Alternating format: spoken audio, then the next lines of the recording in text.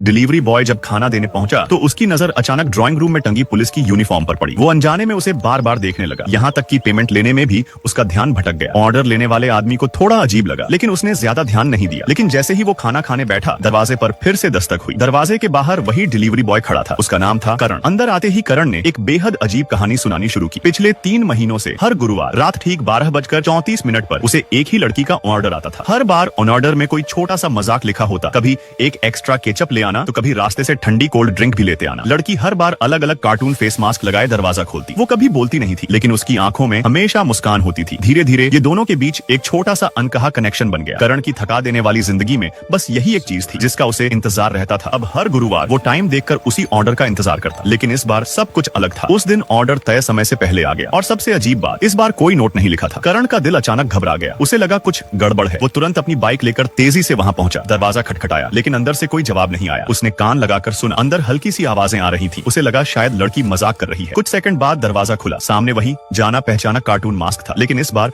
उसकी आंखों में मुस्कान नहीं, सिर्फ डर था। खाना लेते वक्त लड़की ने अचानक करण के हाथ को जोर से दबाया। तब उसने उस बात पर ध्यान नहीं दिया, लेकिन जाते जाते उसके दिमाग में बार बार वही डरी हुई आंखें घूमने लगी। तभी उसे एहसास हुआ वो मदद मांग रही थी। अगर कोई इंसान जिसे तुम 3 महीने से जानते हो अचानक ऐसी नजरों से तुम्हें देखे तो क्या तुम ऐसे ही वहां से चले जाओगे? करण वापस दरवाजा पीटने लगा, लेकिन अंदर से अब बिल्कुल सन्नाटा था। लगातार शोर सुनकर पड़ोस वाली आंटी बाहर आ गई। रात के 1 बजे क्या तमाशा लगा रखा है? करण ने जल्दी से बताया कि वो डिलीवरी देने आया था, लेकिन आंटी की बात सुनकर उसके पैरों तले जमीन खिसक गई। इस फ्लैट में तो कोई रहता ही नहीं। करण हक्का बक्का रह गया। क्या मतलब? मैं पिछले कई महीनों से यही खाना दे रहा हूँ। आंटी गुस्से में बोली, ज्यादा ड्रामा मत करो, नहीं तो पुलिस बुलाऊंगी। पुलिस यही सुनते ही करण ने तुरंत 112 पर कॉल कर दिया। पुलिस मौके पर पहुंची और सोसाइटी से जानकारी निकाली। पता चला कि इस घर की मालकिन रिया नाम की लड़की थी, जिसकी 6 महीने पहले कार एक्सीडेंट में मौत हो चुकी थी। उसके बाद से फ्लैट खाली पड़ा था। पुलिस को लगा करण ओवरवर्क और नींद की कमी की वजह से हेलुसिनेशन का शिकार हो गया है, लेकिन करण जानता था जो